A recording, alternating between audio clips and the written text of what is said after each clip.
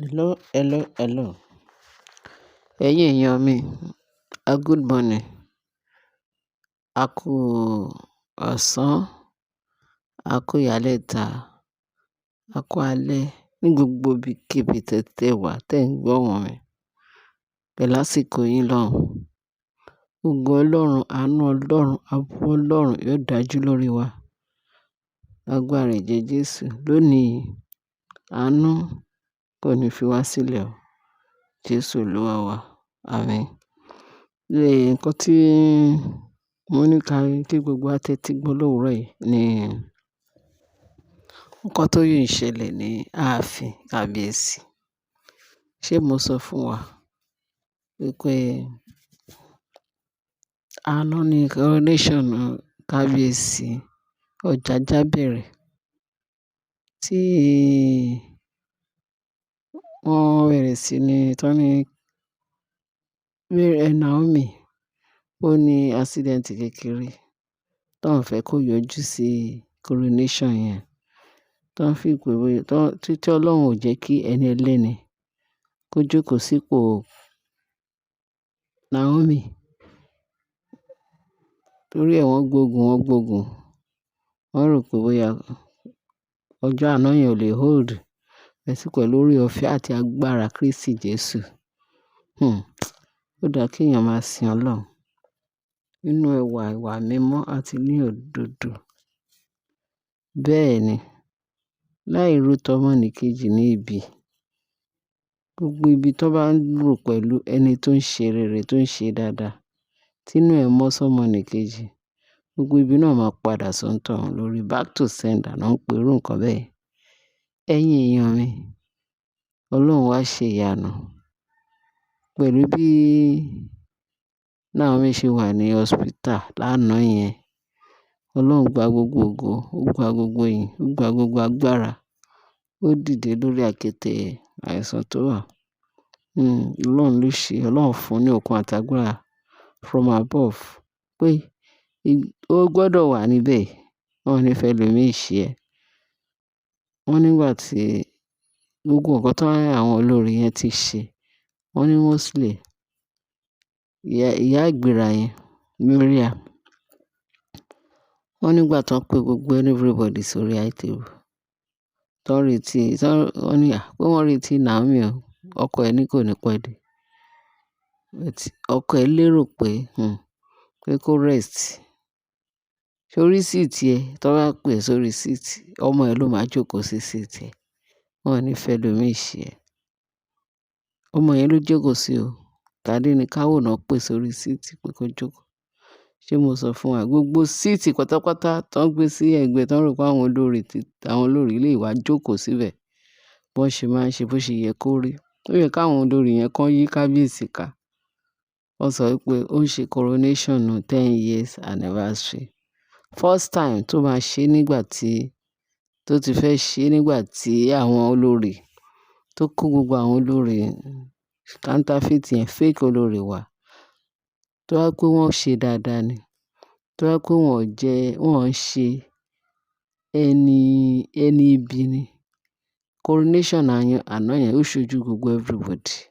Ó yẹ kó jókòó kán bá Kábíyèsí yọ̀ kí gbogbo wọn kí inú wọn dùn. Ó yẹ gbogbo wọn, ìbá yẹ wọ́n o, ṣùgbọ́n ẹ wo bí Ọlọ́run ṣe yọ wọ́n kúrò pé tó ẹni tó lè ṣe bá Kábíyèsí ṣe coronation. Torí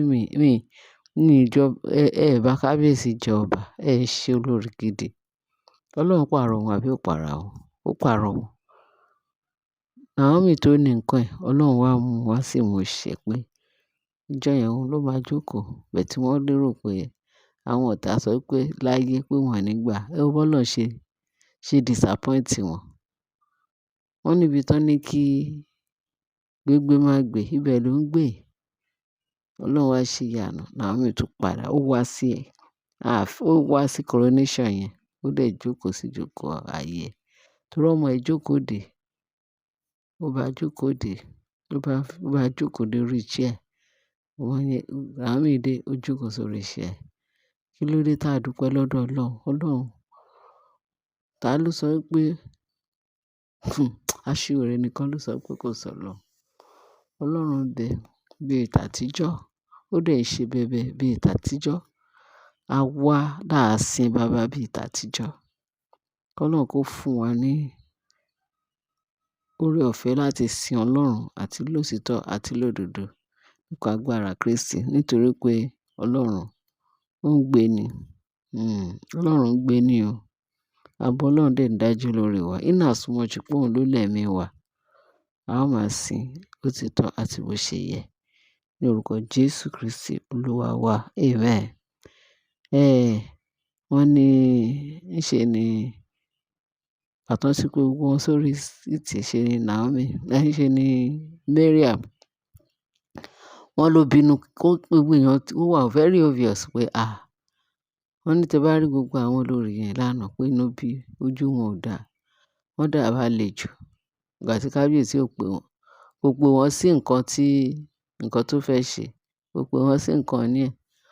So automatically kábíyèsí ó ti gbàgbé wọn. Wọn ń ṣe ìyàwó kábíyèsí mọ́. Naomi nìkan ni kábíyèsí tó jẹ́rìí pé Naomi nìkan ni ẹnìkan tó ń fẹ́ tó jẹ́ ìyàwó òun. Wọ́n ní lánàá yẹn gan pàápàá kí Tadó ní ká wò tó jókòó sórí síìtì. Wọ́n ní ayọ̀ tí kábíyèsí kọ́kọ́ yọ̀ ní pé tó gbogbo testimony tó kọ́kọ́ ṣe. Ó ní ẹni bí ọkàn ẹni tí Ọlọ́run yàn fún òun dúpẹ́ pé Sátánì gbógun pé kó má sí lọ́dọ̀ òun mọ́. Ṣùgbọ́n Ọlọ́run lọ́nà àrà lọ́nà ìyanu. Ọlọ́run wá mú ìlérí ẹ̀ ṣẹ láti dá Naomi padà sínú ayé òun. Pé ó sáré lọ ibì kan kò ní pẹ́ dé òun lòún rán. Níṣẹ́ yẹn kó máa tó dé.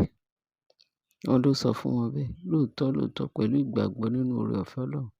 Ọlọ́run ní láti ní kó dìde níbi tó wà ní orí àkéte hospital pé kó máa bọ̀. Ó fún lókun àtàgbàrà ó dẹ̀ wá síbẹ̀ yẹn. Ọlọ́run dẹ̀ wá mú ìlérí ẹ̀ ṣẹ pé wọn ò ní fẹ́ ẹlòmíì ṣe. Pé ẹnìkan tí ìyàwó tóun ní yẹn òun ni queen of the Ilé Ifẹ̀. Wọ́n ní tẹ bá rí ojú Mariam pé ṣe ló bínú kúrò nínú coronation party yẹn. Wọ́n ní bó ṣe bínú lọ ni. Pé bínú lọ tó bínú lọ. Ilé tó ti kó kúrò. Wọ́n ní ilé yẹn ti di kòròfo o. Pé kò sí nǹkan kan ńbẹ̀ o. Wọ́n níbẹ̀ tó ṣí window ṣí gbogbo ilẹ̀kùn lẹ̀. Ó ṣàkókò. Wọ́n níbẹ̀ ló tún padà sí ní àná yẹn. Tó ń ṣe coronation yẹn. Nígbà tó àwọn ní coronation dé. Wọ́n láwọn kan rí ní inú ilé yẹn pé ó tún padà sínú kòròfo ilé yẹn. Pé ṣe ni ó lè tilẹ̀kùn. Àwọn kan rí pé kò tilẹ̀kùn yẹn tẹ́lẹ̀. Bẹ́ẹ̀ tó wà tilẹ̀kùn. Wọ́n náà wọ́n gbọ́ tó ń pariwo nínú ilé. Tó ń ṣe oríṣìíríṣìí, tó ń pa oríṣìíríṣìí ọ̀fọ̀. Wọ́n lórúkọ Naomi ló mú sẹ́nu tó ń pọ̀fọ̀ àwọn tó rí. Gẹ́gẹ́ bá ṣe gbọ́. Wọ́n ló ń pọ̀fọ̀ pé Naomi fẹ́ gbà ṣe òun ṣe. Naomi fẹ́ gbà ṣe òun ṣe. Wọ́n ní nǹkan tó ń gbọ́ tó ń sọ lẹ́nu nìyẹn. Naomi tó jẹ́ pé kábíyèsí ti sọ pé òun ò fẹ́ mọ́. Kábíyèsí náà ló wá pọ́nlé ní ìṣojú òun. Naomi ń gbà ṣe òun ṣe. Kì í ṣe ayé yìí lòun àti Naomi máa ṣe pọ̀.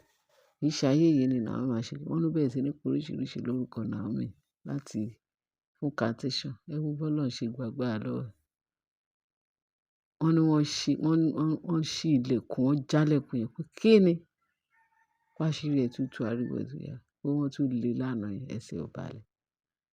Ṣé ẹ rí pé bó ṣe ń ṣiṣẹ́ ibi wọn lọ́lọ́run máa túnú àṣírí wọn. Bó ṣe ń ṣiṣẹ́ ibi wọn lọ́lọ́run máa fail wọn. Ó fail wọn. Ṣé àṣírí wọn bò ní? Àṣírí wọn ò bò mọ́. Torí jàtijàti rádaràda. Wọn ò rí bí fojú sí. Ṣé ẹ mọ̀ pé Ọlọ́run tóbi, Ọlọ́run dùn sí. Wọ́n ló máa dà ọ́. Kí èèyàn wà prayerful ẹjọ́ ẹ̀yin èèyàn wa. Ẹ jẹ́ ká máa gba àdúrà. Torí Bíbélì sọ fún wa ní ká máa gba àdúrà láì sinmi àti láì ṣàárẹ̀. Ẹ̀yin olódodo lọ́lọ́run wà o. Tẹ bá dẹ̀ fi àdúrà tì ó lérè. Ẹ rí èrè Ọlọ́run. Bẹ́ẹ̀ ni. Torí Bíbélì tún sọ fún wa ní onísùúrù ló ń jogún ayé. Bẹ́ẹ̀ ni. Inú ìgbàgbọ́ nínú Jésù. Ẹ ṣé ẹ̀yin èèyàn wa. Mo ní kí n sáré gbé eléyìí wá sí ti pẹ́ wá. Kẹ́ tún gbọ́ nǹkan tó ń ṣẹlẹ̀. nínú internet space tí a tún gbọ́ nínú nǹkan tó ń ṣẹlẹ̀ ní ààfin kábíyèsí. Ṣé ẹ mọ̀ pé Ọlọ́run kò ní sí lẹ́yìn oníṣẹ́ ibi? Ẹ̀tẹ́ náà máa tẹ́ kiri, àbùkù náà máa kàn. Ó ní Naomi sọ pé òun win, Naomi ti win. Pé láyé pé Naomi ò lè win òun, òun ò ní gbà kí Naomi win òun. Ẹni tí Ọlọ́run dá, ṣó ṣe farawé ni? Kò ṣe farawé. Wọ́n kàn fi ìyà jẹra wọn. Ẹ wo bí ìyà ṣe, bó ṣe ń tẹ́ pẹ̀lú. Ó lóun lówó, òun lọ́lá, òun ní iyì, òun mọ̀yàn pẹ̀lú gbogbo àràkà tó fi ń tà. Mímọ̀ yín ẹ̀ tún lóun mọ̀yàn, àràkà ló fi ń tà. Orí burúkú ló fi ń ṣe káàkiri. Ẹ̀yin èèyàn mi, mo dúpẹ́ lọ́wọ́ yín fún etí ìgbọ́ yín tẹ fi ń gbọ́ wá sí rere. Etí yín tẹ fi ń gbọ́. Etí náà ní ìdí. Ayọ̀ ló fi máa gbọ́ títí ayérayé. Lágbára ẹ̀jẹ̀ Jésù. A kú bí gbogbo nǹkan ṣe ń lọ. Èní á sàn wá sówó. Á sàn wá sí àlàáfíà tọmọ àti àlàáfíà àti gbogbo nǹkan tó dára. A ní ṣubú dànù, ẹ̀rùn ò ní bà wá. Ọdún yìí tó lọ sópin ayọ̀ àti àlàáfíà la máa fi parí ẹ̀ o. Ní agbára ẹ̀jẹ̀ Jésù Kristi Olúwa wa. Àmín. Ẹ ṣé gan bí ṣe ń tẹ́tí sí wa. Ẹ bá mi share, kẹ́ bá like, kẹ́ bá subscribe. Jésù Olúwa wa. Ẹ fi tó kù sí comment section. Jésù Kristi Olúwa wa. Amen. Bye.